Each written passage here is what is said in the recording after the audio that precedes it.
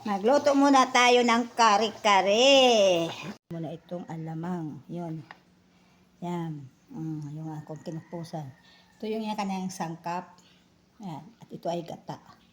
Ito guys, iluluto ko ito sa pinirprituhan ko kaginasan karne. Ito yan guys. Ito yung mantika kanina na aking yun ang gagamitin natin sa pagprito. Gagamit pa rin tayo ng asukal.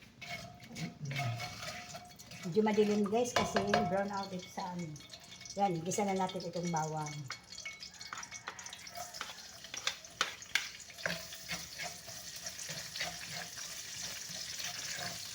Sunod natin ito ng sibuyas.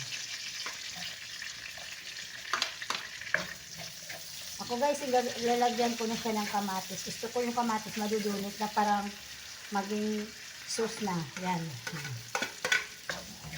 Siram kasi yung masarap yung kamatis dahil ubod ng vitamins, vitamin C. Ayan. Itong sili para maano.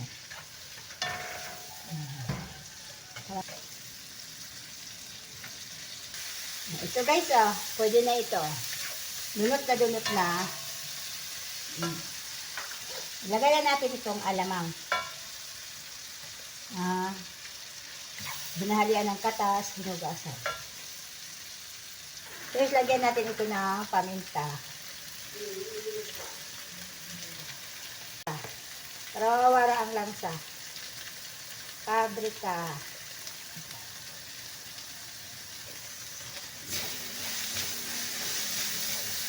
Gata na. Ito yung gata.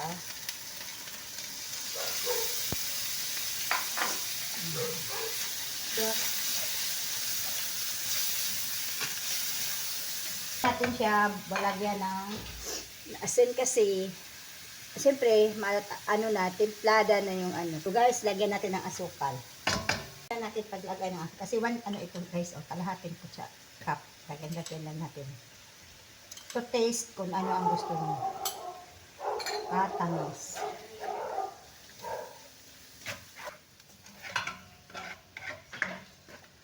Ano na yung mantika.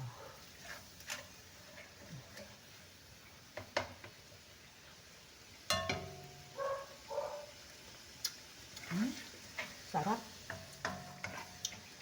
Tama lang guys, kanyang sarap ito yan. Patuyuin na lang natin guys. Ito guys, yan.